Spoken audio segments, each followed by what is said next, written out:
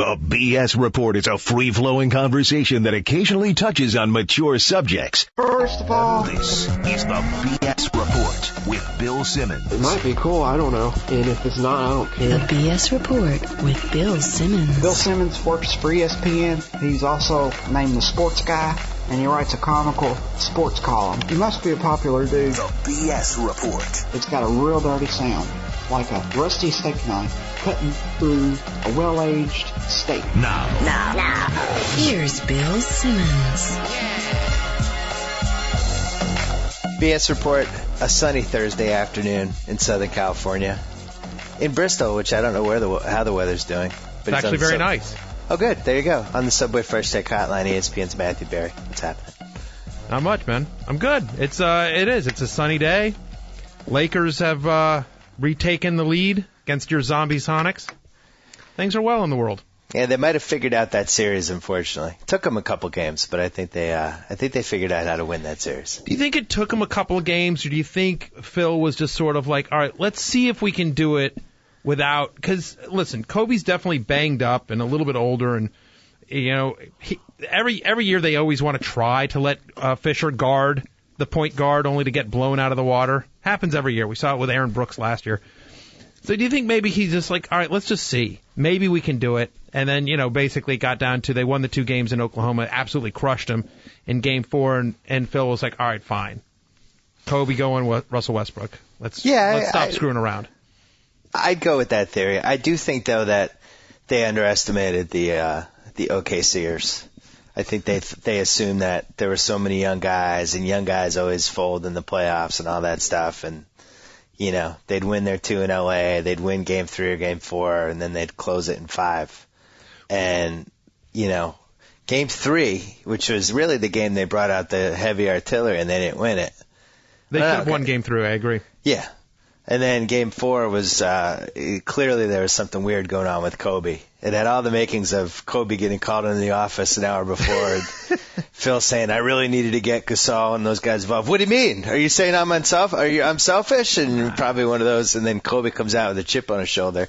You've seen that game about 20 times. I have seen that. I have not seen it recently. It's been a while. It's been a while. It's been since Phoenix, quite a while ago. But listen, the thing is that I sort of feel like actually Oklahoma City should have won Game 2 in L.A. I went to that game. It was there for the taking. It was. So I don't know that they overlooked or were super confident against Oklahoma City. I think that they were basically, Oklahoma City played them tough during the regular season. That's just a really good team. I don't think people appreciate, you do because I know you watch them and you follow the NBA really closely, but I don't think people appreciate how good a team that is. I thought it was going to go 7. I just thought it was a nice matchup. Yeah, it still might. We haven't had a great Durant game. The problem is, Artest is just really good at defending him, and they don't really have anybody that can. I'm sorry, picks. is that the Ron Artest that you said was done as a defensive stopper, that you were crowing about how the Lakers completely lost him when they lost a reason they got Artest, and how he had lost a step? Is that the same Ron Artest? There's only 2 guys in the league that he's going to be great in a series against, and this is one of them. Okay, who's the other? Carmelo. Yeah. Well, listen, that may be the only reason they hired him. Yeah. You just, shut down those 2 guys. That's really actually, I think he might be okay against Nick Manu. Well, no, I think San Antonio is going to be a bad matchup for him. Manu will just go by him. That's what he doesn't have anymore is the lateral, foot speed. The Caron Butler would be a nice matchup for him. I guess there's 3 guys, but offensively he's been a disaster. Are you saying you don't like the 2 for 20 3-point shots that he's doing? No. Oh, he is truly one of those no. Like when he starts shooting, you're like, no. Yeah. That's his whole career. Yeah. He's the master of the up 3, the other team's making a run, and he takes the jumper with 18 seconds left of the shot clock when he hasn't shot in a quarter. You're like, what are you doing? But the crowd was great in Game 2. I got to say, it was a very into it, good weekday crowd. I've always found the weekday Laker playoff games are the better crowds than the weekend games. At the weekends, you get that's just phony central. Those are the corporate guys that flex their muscle. Oh, I'm going to go on the weekend, But during the week, it's hard to get out of the office and everything like that. Yes. I will say this: I understand that maybe it doesn't, as a city, have the passion that a Boston or a New York or a Philadelphia does, some of the East Coast cities. But I think LA gets a bad rap as a poor sports town. And this is a town that supports 2 professional basketball teams, 2 professional baseball teams, 2 professional hockey teams, for God's sakes. Puts 100,000 people in the Rose Bowl for UCLA. USC sells out. Yes, they show up a little bit late and they leave a little bit early. You try dealing with the traffic in LA. I think it's actually a very good sports town. I don't know about very good. I don't think it's one of the great sports towns, but I think it gets a bad rap as a bad sports town. I think it's a good sports town. I'd even say very good sports town, depending on the sport. If it's a Lakers game, if it's a Dodgers game that matters, it's a good Lakers. It's a good town. UCLA, USC. You're not going to like this, but I think the Dodgers fans are the best thing about LA as a sports town. And the stadium. Why is that? The fans in the stadium. I'm with you on the stadium. Great fans, great history, great tradition, great stadium. It's horrible ownership. Oh, horrible. But it's unlike anything else in L.A. where even if they're not doing well, I think the fans would show up. And, I would agree with generations and things like that. Lakers, I was here when post-trial, post-Shaq, those 2 years before Kobe went bonkers in the 06 season. But that 05 year when everybody kind of turned on Kobe and even the 07 year to some degree, people were ready. The bandwagon got very light. The bandwagon got a little bit lighter. I mean, that's going to happen with any team. I mean, stop it. Got very light. Listen, stop it. I mean, because I got to tell you something. The Celtics had a lot more fans that showed up when all of a sudden Ray Allen and Kevin Garnett than the year before when you guys were tanking for Durant or Oden and couldn't even come up with a 5 pick there. So, I mean, I didn't want to talk about that. You talk about bandwagon. Oh, my God. No, the Celtic fans never left. It was just that I think with any NBA team, if the team stinks, they're just going to not have exactly. people go. So how can you can't blame that on the Lakers. The Lakers have been consistent, one of the best draws in the NBA throughout their history. Well, I wasn't talking about attendance as much as just the overall attitude of, screw those guys. It didn't have the showtime. It didn't have the showtime or the glitz and glam, obviously, because it wasn't an elite team that time. And by the way, you forget Phil Jackson had left that year, yep.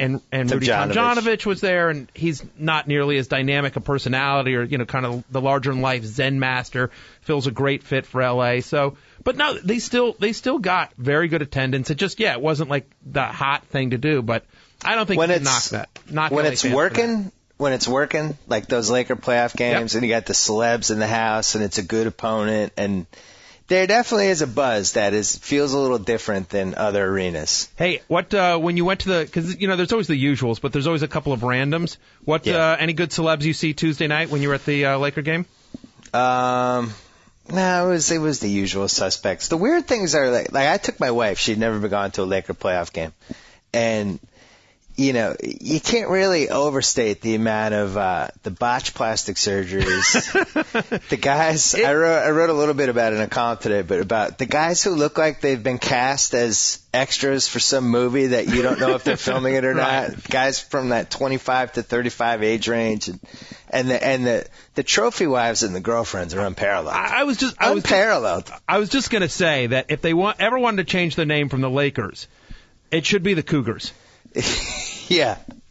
They should totally be the LA Cougars. It's an absolute scene. It really is. You got to hand it to anybody who's anti-Laker, and I fully support it. Right. But you would have a good time just glancing around at all the weird crap going on during these games. It's as good a people-watching experience as there is in the world. And the other thing that's pretty funny about it, and I don't know where your seats were, but, I've been a Lakers season ticket holder. I still have them for over 10 years now. And when I started, I was in the upper deck of Staples Center. So I've had them since before Staples Center. And I had them in the Forum, and where my seats transferred to was in the upper deck. And so it took me a few years to get from the upper deck down to the lower deck. In fact, thank God for the Rudy Tomjanovich year, because I think that's the year I made the leap. Yeah. Right? But so it's funny because when you walk around the upper deck and you walk around the lower deck, it's very different worlds.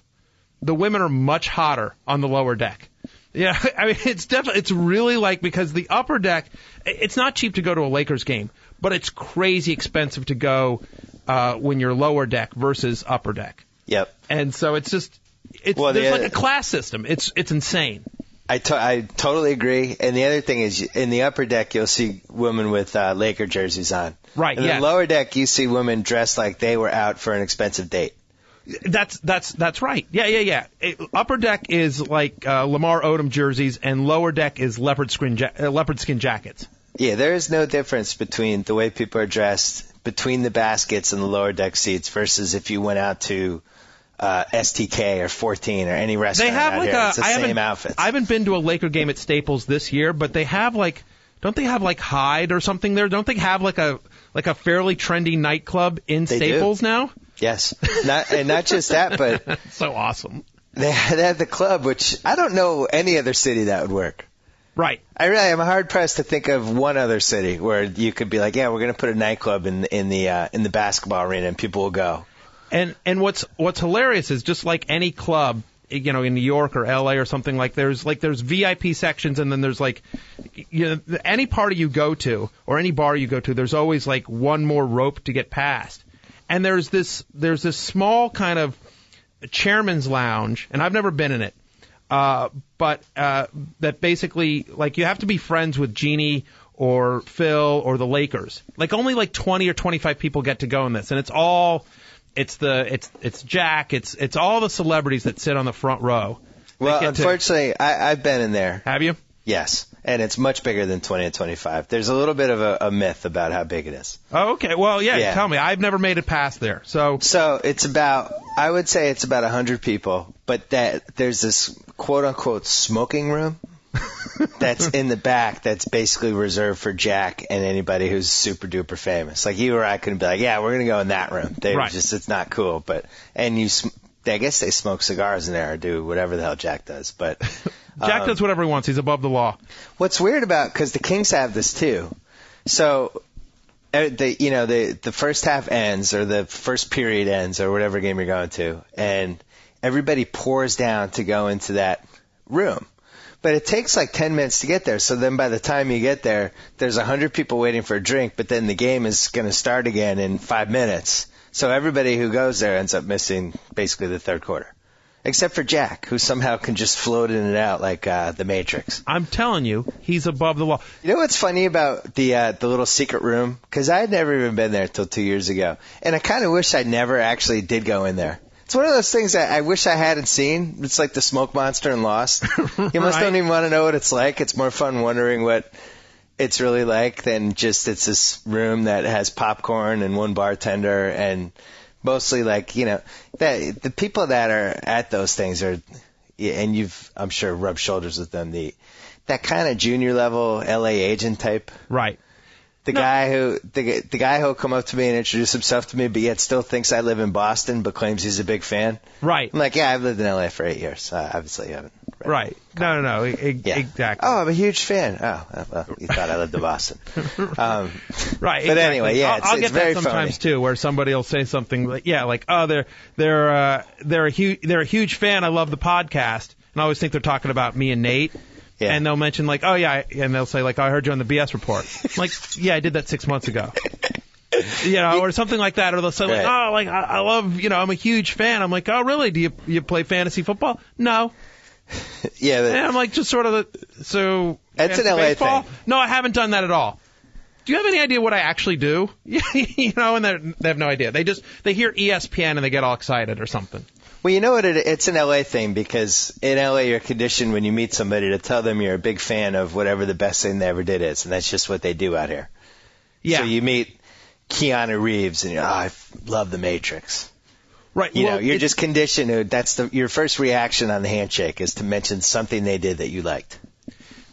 Well, no, I think there's actually a reaction before that, right? Which is, who is this person and can this person potentially help me? Yes, and then the answer usually is either yes or maybe he knows somebody who could. Right. So I've gotten prior to me doing ESPN back when I was a screenwriter, if people didn't know that that's what I did, I found people treated me much differently when they knew I was a working screenwriter than if I was just some dude that they didn't recognize. In a better way or a worse way? Oh, they were always better to me when they knew I was a working screenwriter. If I could drop oh yeah, I'm doing this Tim Allen rewrite for Disney. You know, like if I was talking to a girl and I was trying to impress her, like, and I dropped that, then suddenly much more interesting. You know, and by the way, and that's LA women for you. Well, we could go the swingers route, which is one of the parts of swingers that when I lived in Boston I didn't get, and then after I moved out here I did, is I'm a producer. Oh, that's right. All you don't need to say what you're producing. Oh yeah, doesn't matter. It's ridiculous. It's such a what can you do for me town, that kind of thing, and right, they and people always claim they know exactly what you did. They're a big fan, and by the way, it's not just like you and I are somewhat public facing, right? But it's like when I was a screenwriter, I'd be like, oh, I'm a writer, and I'd say like, oh, Barry and Abrams, which was my, I wrote with a partner, a guy named Eric Abrams, and they'd be, oh yeah, I read one of your specs, I love you guys. They didn't read one of my specs, they don't know, you know what I mean? And so, yeah. but the converse of it is, it's like when you're stuck in that world, and this is one of the reasons like I loved getting out of that world is like, so you've got to sit there, and I'm sitting there going, you're full of it. I know you're full of it. I know you have no idea who I am, and you have no idea what I write or what I've written. But instead of saying that, I got to say like, oh wow, that's awesome, really? What are you working on? And then they tell me something, and I've got no idea what it is, right? And then you go, oh yeah, we should talk. Do you have a it's just, and if you don't do that, you're screwed. That's the problem anyway, whatever. I don't mean to get in a whole what's wrong with Hollywood rant. It's a great place to raise kids. We left out the other great thing about a Laker playoff game. Yeah. Having Jack Nicholson sitting courtside. It's one thing to see it on TV, but when you're actually like 40 feet away from him, or it's like, hey, there's Jack going to the bathroom. Hey, there's Jack with a soda. This is the greatest living actor that we have. He's so iconic. Like, it's one of those things, like, I don't get starstruck very often. I've thanks to my Hollywood career and thanks to ESPN, I've been exposed to a lot of fairly famous people. But he's one of those guys that's so famous and so iconic and, such a, as you say, like our greatest living actor, right? You can't help but stop and stare. And the other thing that's cool about it is he's a fan. Like, there's definitely some people, and I won't say any names, but there's definitely some celebrities that go to Laker games just to be seen. Because it's one of those things. Oh, look, he's a regular guy. Or, look, he's a family guy. He's out with a wife or whatever, right? You mean like Tom Cruise? He could be on that list, sure. Okay. Yeah, he's in the Washington Redskins owner's box in a suit. Who wears a suit to a football game, Tom? He's Come a on. big fan. Right, but yeah, Nicholson's a fan. He's up there yelling at the refs. He's screaming. Watching, and every once in a while they'll cut to it on a TV game, but if you're at the game and you watch it, he's as animated as any fan in the place. And he sits back and looks disgusted when, Artest jacks up a three that he shouldn't have. That's the great thing. Nicholson is a pure, unadulterated fan. And the other cool thing about him is, and I could say this as a guy that is a season, that I went to tons of games back when I lived in L.A., Wednesday night against the Grizzlies or something, like just a dog of a game, he's there. It's not like he doesn't just show up for Sunday, the Sunday primetime game against San Antonio or whatever.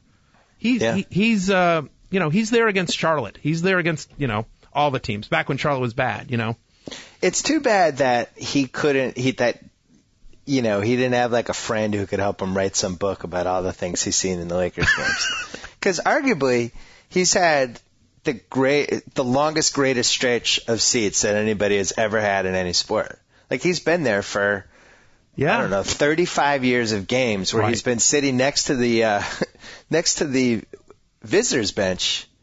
Yeah. And has been able to hear every conversation and has been think how many big games the Lakers have had. He's got to have 200 pages worth of stories. He probably doesn't remember any of them, but in a world where he did remember them, that would be an amazing book. That's a book. Any aspiring sports writers, whatever, that's what if I was a sports writer, not that I'm not, but you know what I mean, like if basketball like a book person, yeah. If I was J.A. Adonde, for example, I would be like, all right, here's my book.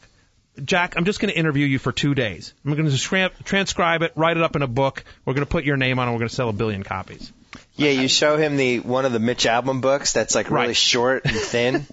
And like, look at this. This is an ostensibly a 200-page book, but it's really 25,000 words. I could write this in a week. Right. You get half. We'll call it Through Jack's Eyes. Right. One of those like Jim Nantz titles. Exactly. Right. Exactly. And you see the sunglasses on the cover.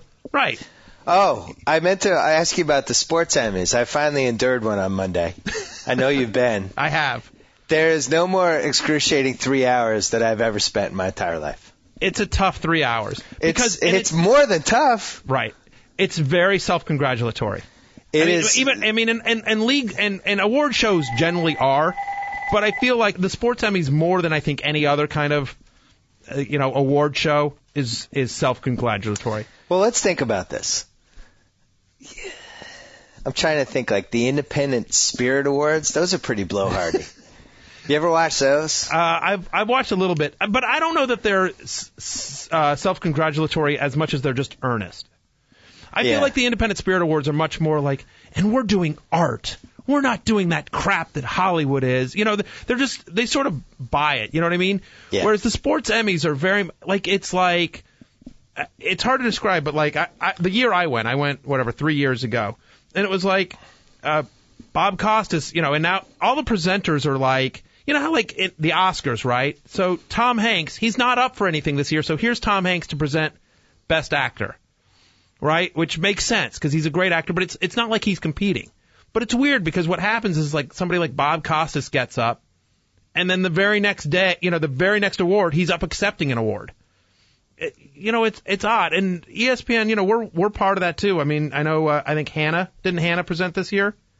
Hannah and Tirico? It's very incestuous. You have what they did this year was they had hosts from different networks.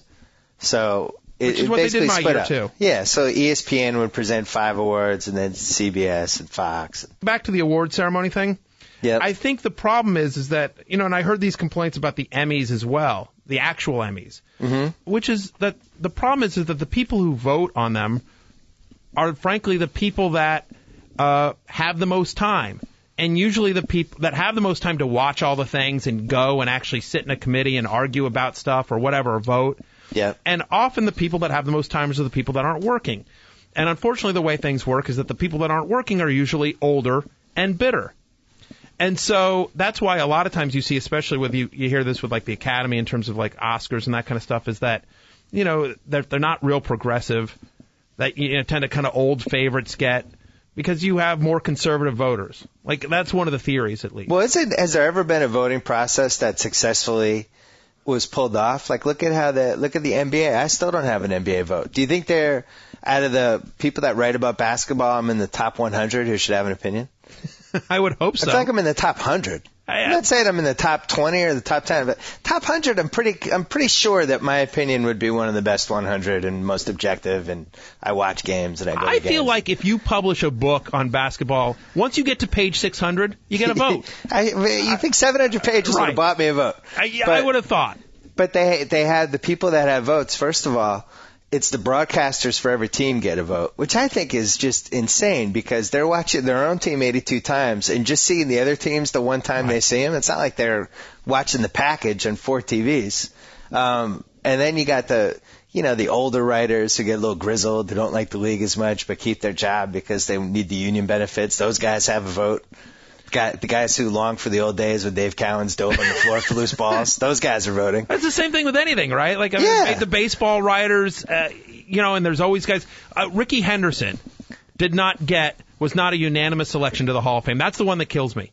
Whatever you think of Ricky Henderson, the person, there's no justifiable argument that Ricky Henderson, the player, isn't a Hall of Famer. Yeah. Isn't the greatest leadoff hitter of all time. And that's a guy that wasn't unanimous. You have baseball guys that, use RBI as one of their reasons for. We've proven that RBI are totally depend on who's batting in front of you, and that's it. And, Well, and there's always I don't know if this is the truth with sports Emmys, but I do know that this is the case with. I know that this is the case with baseball awards or basketball awards. Like, what is the MVP, right? There's always that great debate of is it the most valuable player to their team, or is it the guy that was the best player in the league? Yeah, they want it though. They want it ambiguous though, because part of it is so we'll have a conversation like this right now. They don't want to define it. Right. Which is I get that. It's the same argument for the BCS. Like the people that the secret argument about the BCS is like, it's great. There's no real right reason. We can decide on anything. You know, it makes great sports talk radio. It's great for ESPN. It drives tons of traffic. It's great for all sports media companies where we talk about it and argue about it and who's number one and who should be in the Rose Bowl or whoever's got the championship game that year. And I think it's a cop out. I hate it. Well, you know what the best system, and a system that you would think would be emulated by not just other sports but by the Emmys, the Oscars, things like that, is the way the Pro Football Hall of Fame works, where they have the 40 guys or 37 or whatever it is, and they all really care, and they're in the room lobbying for people, and it gets really heated, and people are taking sides with things, and however that system works, it usually comes out with a pretty good result. Maybe there'll be one guy a year that you're like, really? Joe Jacoby's a Hall of Famer? But for the most part, it works, I think. I think that's interesting. Like, I like that idea that, like, could you do a thing where you get a panel, and, you know, you'd probably have arguments about how you create the panel, right? But you get, hopefully, a panel that is, you know, somewhat objective, right? And a cross-section of people, right? Yeah. And then you do the same sort of thing that you do, I don't know, like in Congress or a class project. Literally, okay, we're going to hear candidates on Baseball Hall of Fame. And it's like, hey, Burt Blyleven, you get to choose who's going to make your case for you. I don't know whether it's a lawyer, whether it's a former player, whatever it is, right? So everyone, not that the players have to defend themselves, but somebody has to go up there and say, like, here's why I think Burt Blyleven should be in the Hall of Fame. Here's why I think LeBron is the MVP this year. And televise it, by the way. All out in the open. Televise it. You don't have to televise the voting. I think that should be made public after the fact. It should just be a channel. Yeah. I would watch this channel. Of course. It should be an awards channel. That's C-SPAN 6. It should be, right. You tell me NBA TV can't put this on? Wayne Goldman always used to have a thing about it. That was his least favorite thing about the Oscars, was they never told you who voted. And they never told you what the breakdown of the vote was. So if, like, Shawshank Redemption lost to Forrest Gump for Best Picture, we never knew if it was by one vote or by 100 or, you know, it is kind of strange when you think about it. Why wouldn't we know that? That's kind of a fun thing to know. I'd love to know what the closest Best Picture race ever was and stuff like that. And I would love to hear the explanations of, you know, sometimes you see this after boxing fights, right? You'll ask a judge, hey, why'd you score it the way you did? And then they'll go through it. Right? And so maybe, like, if you've got, you know, really people that are in the industry and they'll say, I voted for Shawshank over this picture for this reason, right? You know, imagery or the story, whatever. Like, hear their reasons. Because then if you're like, even like, well, I don't agree Hurt Locker was the best picture, you know, then at least you can say, well, I don't agree with it, but I understand what that person was thinking, and that person might know more than me or whatever. You know what's fun about having you on the podcast? What's that? Well, your whole life revolves around fantasy. Yes. And that's what you write about. And when you're out, that's what people come up to you and they tell you about your team and you nod and you pretend you care, but you really don't. Right. And they say, like, do you think I should trade Ian Kinsler? And you say, no, you shouldn't. He's going to be coming back soon. He'll be healthy. He's still a potential 25 guy. You're having those conversations all day. But then when you come on here, you don't have to have those conversations. I would compare it to a porn star who kind of sees there's this whole other world out there where they don't have to do just porn. Like, You're like Sasha Grey, basically. Yes, I am. You're like, I know porn's my meal ticket, but at the same time, I'm going to be in this Steven Soderbergh movie, and I'll get to act, and I don't have to have sex, and this is just easier. Listen, Sasha Grey is laughing all the way to the bank. God bless her and that's all of her fine that's a work. great analogy. Yeah, you know what? It's true. I'll tell you this. First off, I think this is one of the reasons you get such great guests on your show. Is I think it's fun. Like, I think because what's so great about this podcast is that, like, you can talk about it. Because I talk about fantasy 24/7 with everyone else, and it's not that I don't love it. I do. And it's my life, and, you know, I'm thrilled to get to do it for ESPN. I got a great gig, and I hope I get to do it here at ESPN forever, right? But, yeah, at some point, I have other interests like anyone does. And so I think that's why, you know, listen, I don't think Rick Bucher wants to talk NBA basketball all the time. It's not that he doesn't love it. It's not that he's not knowledgeable about it. But, right? So I think that's one of the reasons that this podcast works so well. Not to be all Mark Stein's like that. No, Mark Stein's like that too. He's going to come on and talk soccer. Mark Stein is like this gigantic Premier League fan, like bigger than NBA. Like, right. he follows it probably more incessantly, and yet never writes about it, never talks about it. Which is kind of weird when you think about it. It's a little weird, but here's the thing. You think Mark Stein, give me some college basketball stuff, right? No one's like, you know what I really, I'm so into the Premier League. You know who I want to talk to? Mark Stein. But why not? Why wouldn't they? Why wouldn't you want to talk to him? I think we pigeonhole. I mean, I think that's the same thing. Pigeonhole. We do pigeonhole. And I think it's great. Obviously, fantasy's been really, really good to me, but that's the thing. I don't think people want to hear my opinion on something that isn't fantasy related, which is, I think I'm a fairly knowledgeable sports fan. I think I've got some interesting point of views, and the people that are fans of me respond to me because of my personality. But so, yeah, it's fun to come on this and talk reality, to talk Lakers, to talk show business, to talk, whatever. To BS. I mean, in a perfect world, like if you had to drop your perfect schedule, it would probably be writing one last fantasy column a week, but then writing on ESPNLA.com and just ranting about the Dodgers and the Angels. But that's not your meal ticket. It's not my meal ticket. I mean, I've done some stuff for Page 2 here and there. We've talked about that kind of stuff. But yeah, you get into, look, I'll be honest. Like I struggle with that sometimes, right? It's like, 'cause I think about, like, there's other stuff that I like and there's other stuff I want to do. Right, that I think, I'm obviously a guy with a really weird career. I was a sitcom writer, and then I was a Hollywood screenwriter, and then I was, frankly, a businessman. I started a couple of fantasy sports websites on the side, and then basically had to get out and promote them because no one else would, and through that sort of became what I am now. So I'm obviously a guy with a lot of different interests, and I'm interested in other things, but there's a part of me that's like, wow, I have this great platform, and maybe I should try other things, but there's also part of me that's just like, what are you, a moron? Hey, David Caruso, stay on NYPD Blue. What are you doing? It's like I'm the fantasy guy at ESPN. Like there's not a better gig in the world for what I do. Like I'm nuts if I ever make an inch away from what I do. I'm so lucky. I've been so unbelievably blessed. I'm like, what are you, a moron? No. Cling to this as tightly as you can. Dave Chappelle said that to Jeff Ross when Jeff Ross decided he didn't want to do roasts anymore and was like trying to be a sitcom out, doing all these different things, and Dave Chappelle just looked at him and he goes, "Stay your lane." Right. And not that Jeff is only the roast guy, but it's like you don't want to go away from what made you. Yeah. Right. I mean, Jeff Ross found a niche. He's great at that. He's a very funny guy. Finding the niche. Find a niche. I mean, I was lucky enough to find a niche, and so yeah, I'm trying to find that balance of I want to be the fantasy sports guy. I never want to leave fantasy sports, but I'd like to add to it. So. It's always fun, and I always appreciate the chance to come my on career advice to you would be to have a weekly LA podcast that would run on ESPN LA. Then you bang it out in 1 hour. You wouldn't have to write anything.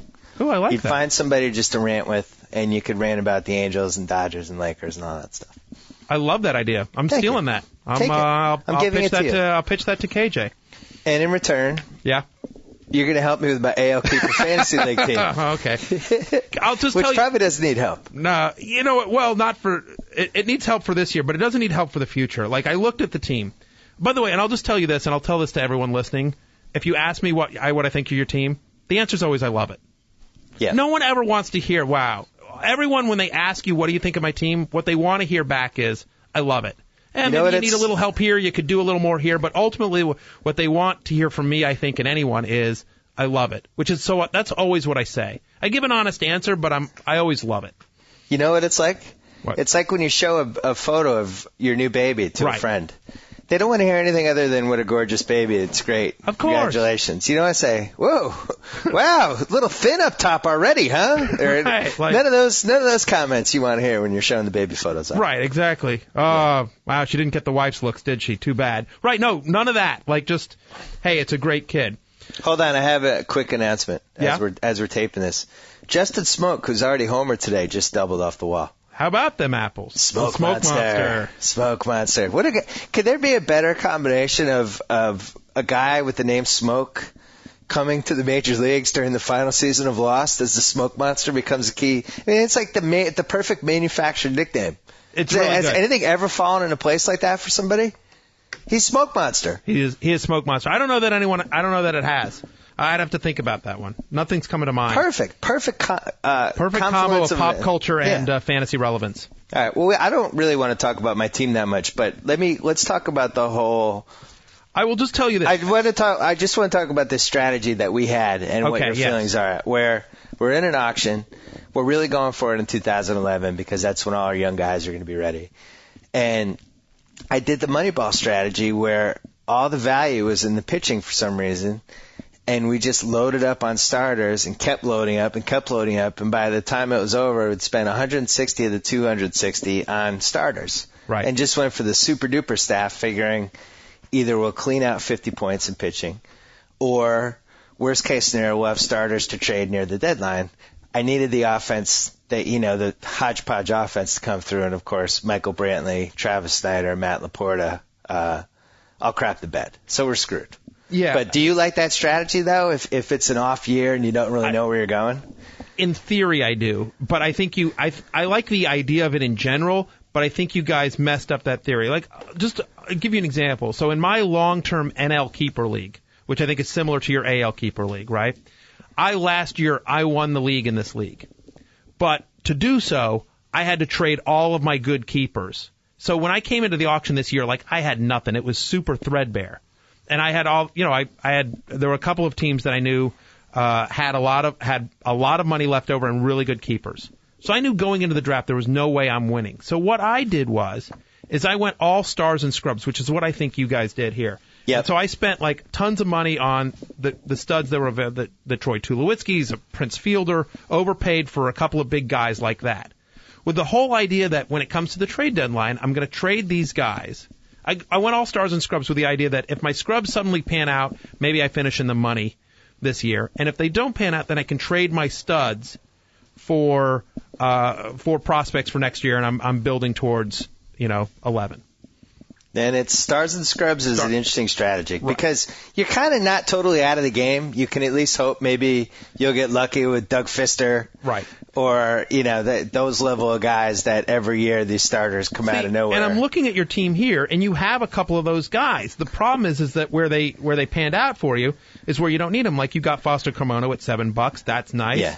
Feldman at $5. I assume he was a holdover. He'll earn $5. John Roush at 14 was our big roll of the dice, and he made it. But none of the offense guys. Well, the offense. I mean, you have Adam Rosales here, who I like. He's starting to hit. That's a fab pickup. Yeah, that's super nice. But I like him, and my problem is, I see you have Adam. I don't know how you got Adam Lind for $12. That's insane. That was last year. Okay. Yeah, holdover.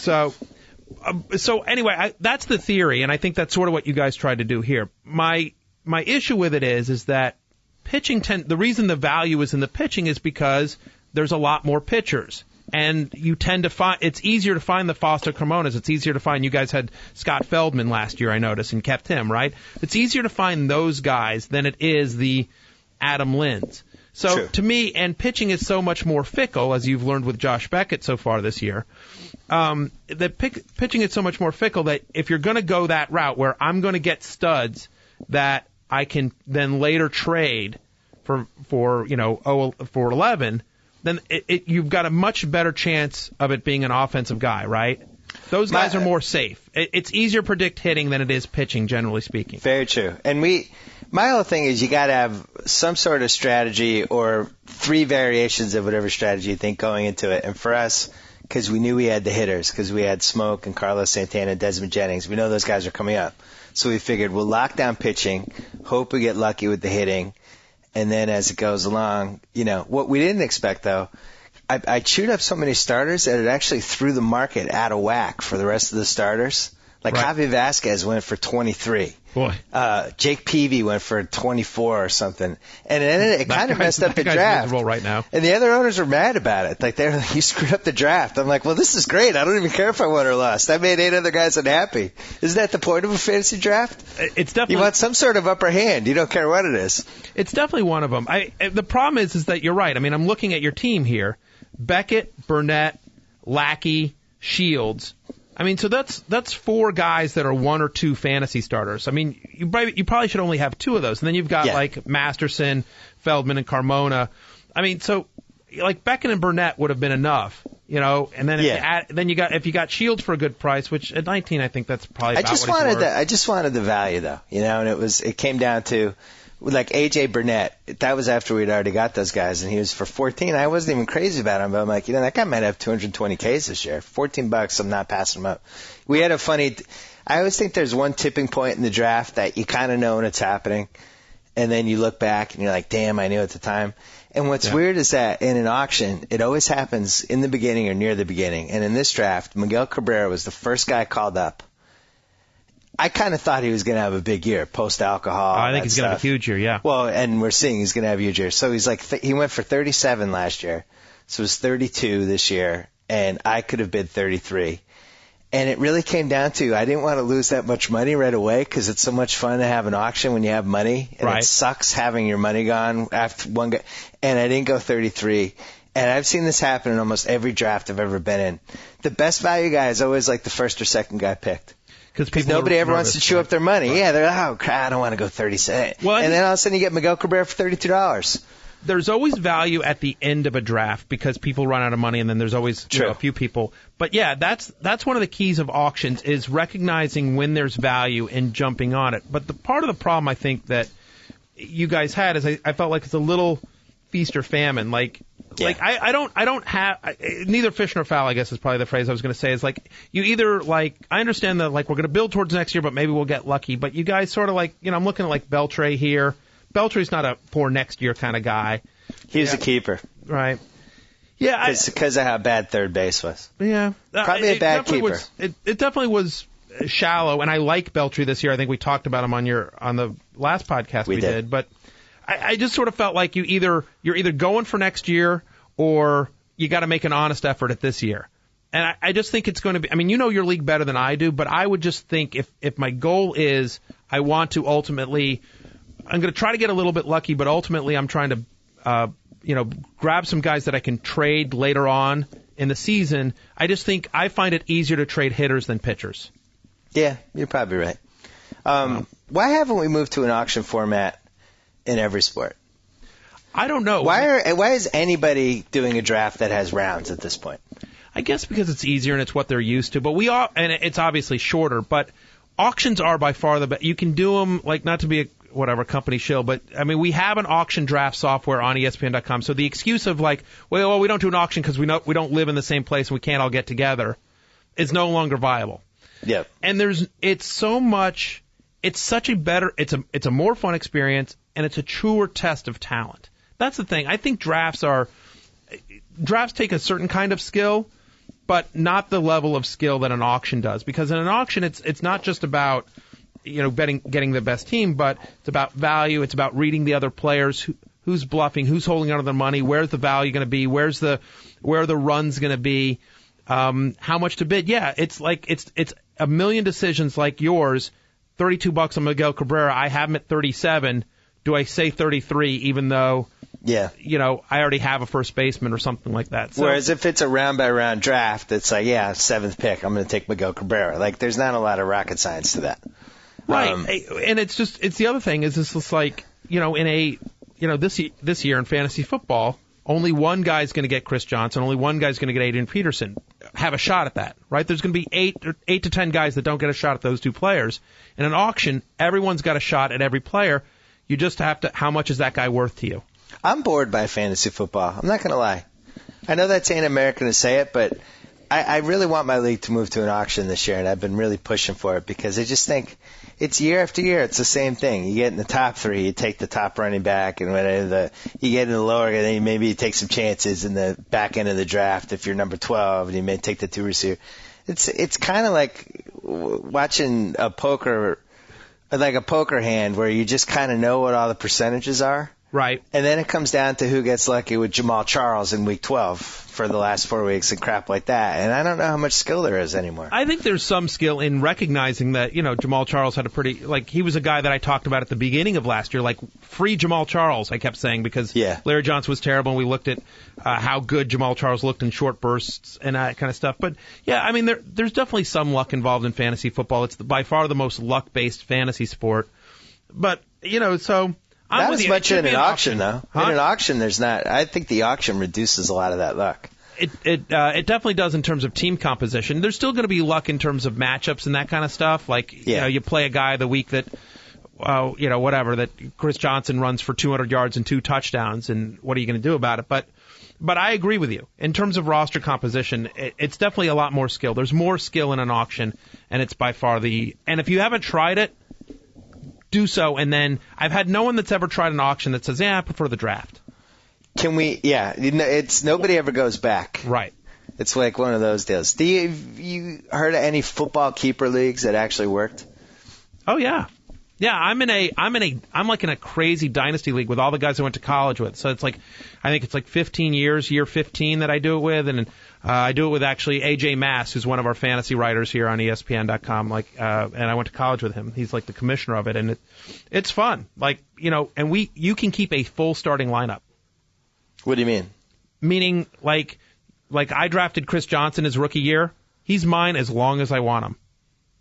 You keep a quarterback, 2 running backs, 3 wide receivers, tight end, defense, kicker, and a flex guy every year. You can have Chris Johnson his in perpetuity? entire career, yeah.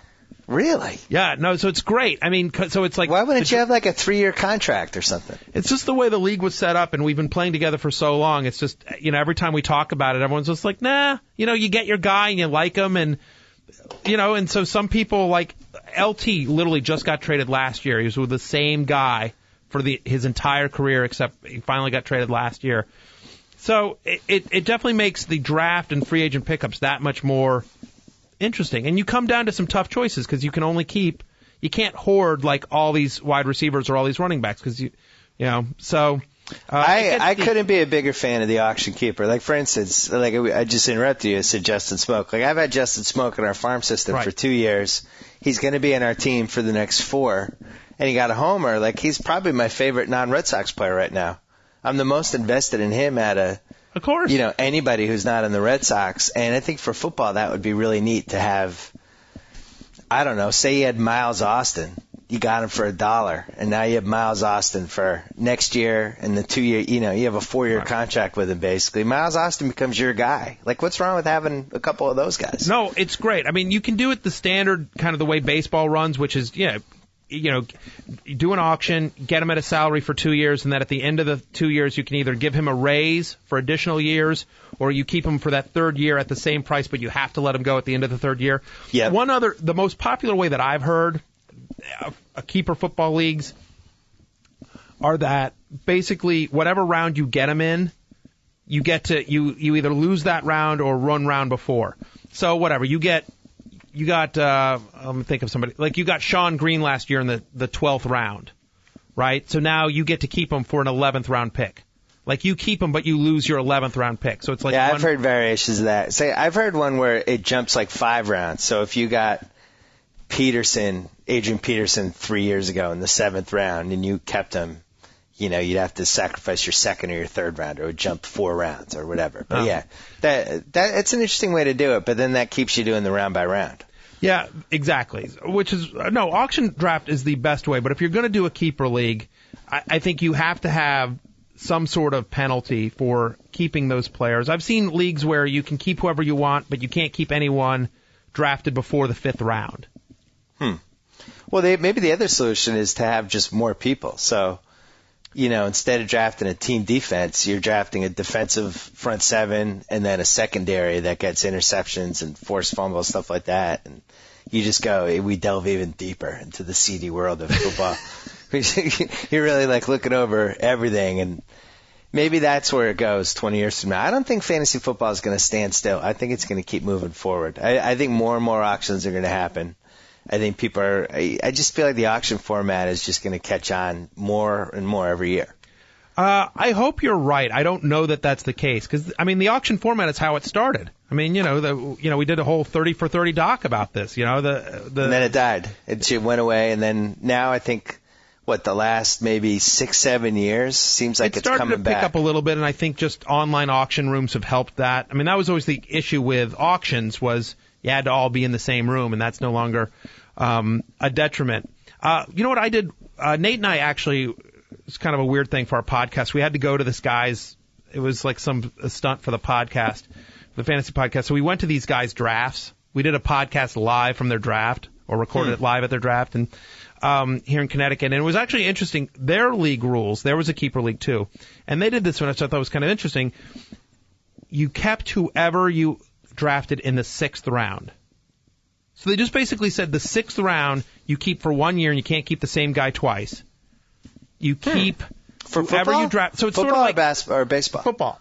Football. So it was real interesting. Like in the 6th round, do you draft a guy that you may not know might not be great this year, but will be good the next year?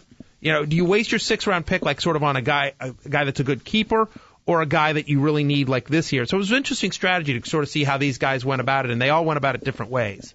So you're saying who would be a good example? Who would be this like year, Des Bryant? You take right. Des Bryant in the 6th round, hoping that he's going to be the next big guy. Exactly. Like this year, 6th round for Des Bryant is way too early. Yeah, I believe. But I couldn't think of a skill rookie off the top of my head. Who was the top running back?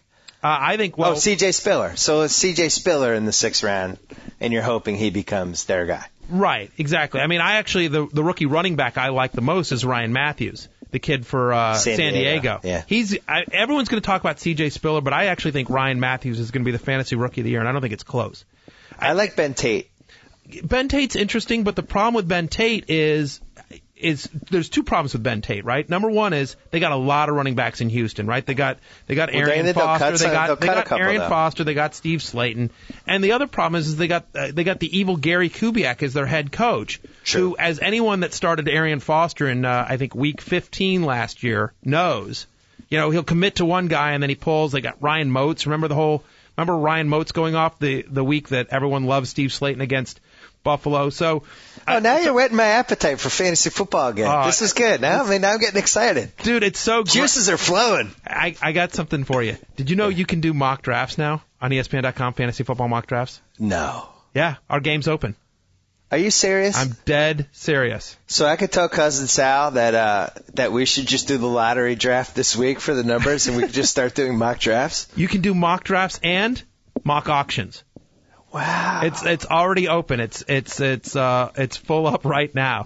So you can do mocks and auctions, and I think you can sign up for I don't know that live drafts are open yet, but you can definitely do mocks and snakes so far. I'll give you a couple of quick you want a couple of quick reactions from the NFL draft for fantasy impact? Yes, and then we have to go. All right. First off, Miles Austin, top 3 fantasy wide receiver this year. Wow.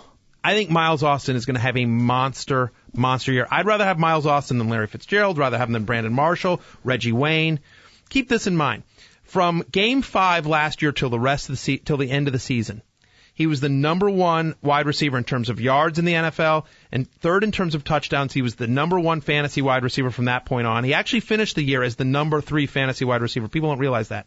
And now they've got Des Bryant.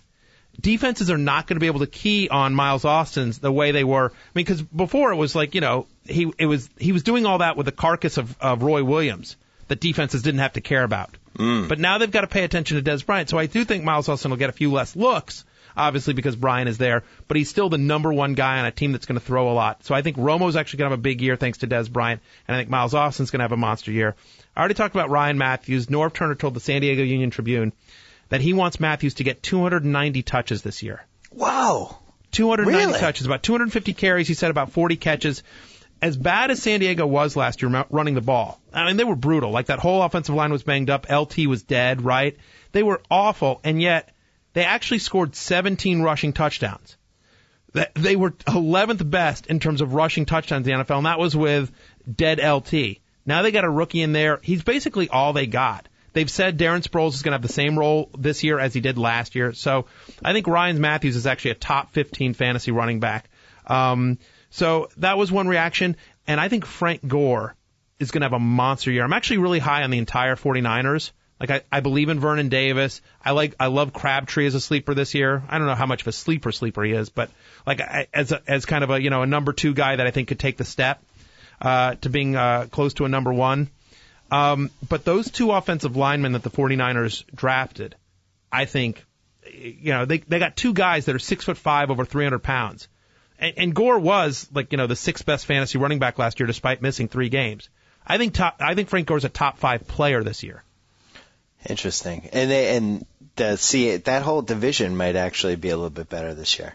Yeah, I think so. Because Seattle they've had such bad luck the last couple of years, and I think it's been a depressed franchise in general. And at the very least, Pete Carroll's going to have a little more enthusiasm than maybe the previous coaches. a little bit more. I don't know how honest he's going to be, but yeah. I mean, there's another guy like Lendell White's fantasy stock just went way up. Yeah. And Justin Forsett, who I love, went way down. You got Leon Washington there now and Lendell White. So who's this year's Tomlinson that's going to rope everybody in and then just screw the pooch? Who's the big bust? The big veteran in that 28 to 32 range who loses it, but we don't realize that he's about to lose it because there's one every year. I don't know that there's anyone that I'm trying to think of people that I feel like would be drafted fairly high because, I'm going to throw a name at you. All right, go ahead. Change teams. Mr. Brandon Marshall. That's interesting. I mean, I don't know that he wouldn't qualify under the veteran guy. I mean, I guess he's been around for a few years, but I don't think of him as like, a 30, 31-year-old guy that's been around for a long time. I do think Brandon Marshall falls down somewhat. I'll say that I like Chad Henne as a sleeper this year. 3 out of his final 5 games last year, Chad Henne threw for over 300 yards. So I actually like Henne and obviously adding Marshall, but I'm with you. New team, new offense, has to face Darrelle Revis twice. Who's doing the study on big time receivers switching teams? Now, the Randy Moss would be the highest upside you could have when he went to the Pats. But for the most part, it really seems to be a crapshoot. Right. T.J. Houshmandzadeh last year was brutal, right? He wasn't as big a name as Marshall, but, he was a fairly, high profile Remember guy. Carl Pickens? Oh. That was one of the original roped everybody in, Carl Pickens. But it seems like it happens a lot more times where the guy just blows. Roy Williams. Yeah, I mean, Roy Williams is dead. It's interesting. I mean, I think Marion Barber is kind of done as a fantasy stud. Like, I think I'm all on Felix Jones this year. I've never been a huge Ronnie Brown guy. People keep getting sucked in by him. Wait, did you see the Ricky Williams 30 for 30? I haven't yet. I heard it's awesome. Oh. That kind of made me rethink. He could be like in the top 2 rounds, or top 2 or 3 rounds if Ronnie Brown doesn't come all the way back. And you look at what Ricky did last year when he played. Ricky was fantastic. I mean, he was putting up numbers even when Ronnie Brown was there. That's the other thing. Yeah. Seems like he's in a good place. I think it's going to be a weird year. So Chris Johnson's definitely one. Oh, I got one for you. I got one that might just kind of disappear. Like a veteran guy who might just screw the pooch this year. And I'm not saying it'll definitely happen, but if you're asking me for a name, I got one for you. Reggie Wayne. Mm-hmm. Kind of banged up last year. And then you look at the Colts, Austin Collie, Pierre Garçon, right? They're going to get Anthony Gonzalez back this year. They got the 2 running backs. Obviously, Dallas Clark's involved. They got a ton of weapons there. Yep. And he spreads it around. And remember, there was like that 4 or 5 game stretch last year where Reggie Wayne just disappeared. So, if he's not fully 100% healthy, I mean, he's great, but I could definitely see Reggie Wayne kind of, having a very kind of mediocre sort of number 2 fantasy wide receiver, number 3 fantasy wide receiver year. Sort of like what Greg Jennings did last year, where he was drafted as an elite guy, and he was fine, but he wasn't what you drafted. He wasn't Greg Jennings last year. So I could see that happening with Reggie Wayne this year.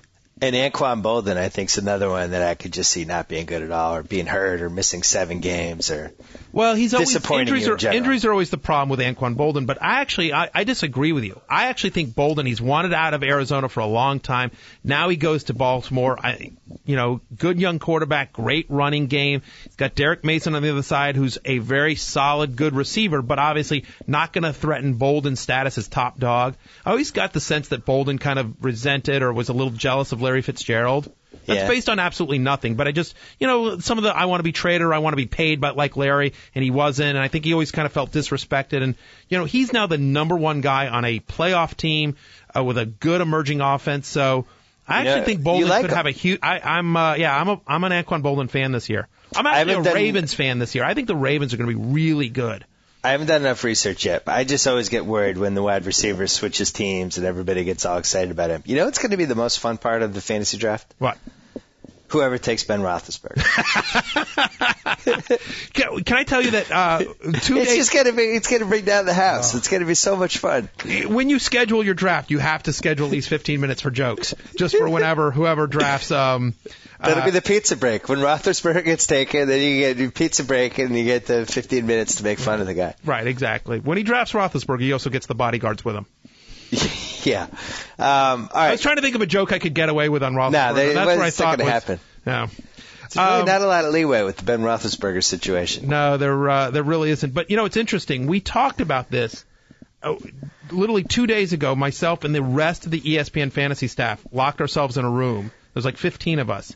And we ranked over 400 players.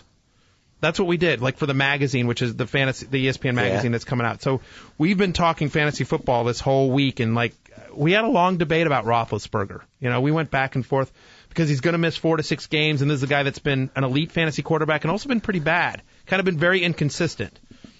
I will say I like Mike Wallace as a sleeper in a big way this year. He's going to miss the right 4 to 6 games, though. He's going to miss the 4 to 6 games that aren't in the playoffs. And if you get him peaking around week 13, that could steal the season, I think here's what I think you should do. I think Ben Roethlisberger makes a really high upside number 2, but I don't think you should draft him as your number 1 quarterback and then I'll get somebody late, I'll get a Vince Young or somebody to fill in for the first 6 weeks. Right. Even though I actually like Vince Young a little bit as a sleeper this year, and I like Chet Henne a lot as a sleeper. Yeah, I think there's a couple of guys late that you can get, but generally speaking, I think you're better off if you've got a stud as your number 1, and then Roethlisberger's a nice upside number 2 that you can then trade once he comes back, or trade the number 1, versus counting on Roethlisberger, and then getting somebody to, quote, fill in for the first couple of games. Or you do the Kevin Hench move, which my friend Hench trademarked, and I will never forgive myself for not rooster blocking him last year. Where he waits 8 rounds, and then he takes quarterbacks in round 8 and round 10. And this year, I knew he was waiting for Matt Schaub. I knew it, and I had a chance to just rooster block him. And I was like, nah, screw it. Man, Matt Schaub's not worth it. And then it ended up being a great pick. But that strategy works as long as you get that first guy. Sometimes the guys will just run out, and you're screwed. Make no mistake. In my few dealings with Hench, anytime you get a chance to block him, I think you should. I agree with you. Yeah. And on that note, we should go. All right. No, just because we're out of time. I'm with you. We got Michelle Beadle coming in. I know. And I told Joe Meade this. I said, can we please post my podcast with Bill either a couple of days before or a couple of days after? Because if people see my name and Beadle's name and the links together, there's no way I'm getting any clicks. Well, people are fascinated with Beadle. And rightfully so. She's awesome. She is, I think she's the Chris Johnson of ESPN. I agree with you. She's the number 1 pick. There's no question about it. She's fantastic. All right, Matthew Berry, we can see you. Oh, you have your own new page now. Yeah. What's the URL? It's ESPN.com, Matthew Berry. You have to go to the fantasy section. Why don't you buy a URL that redirects it?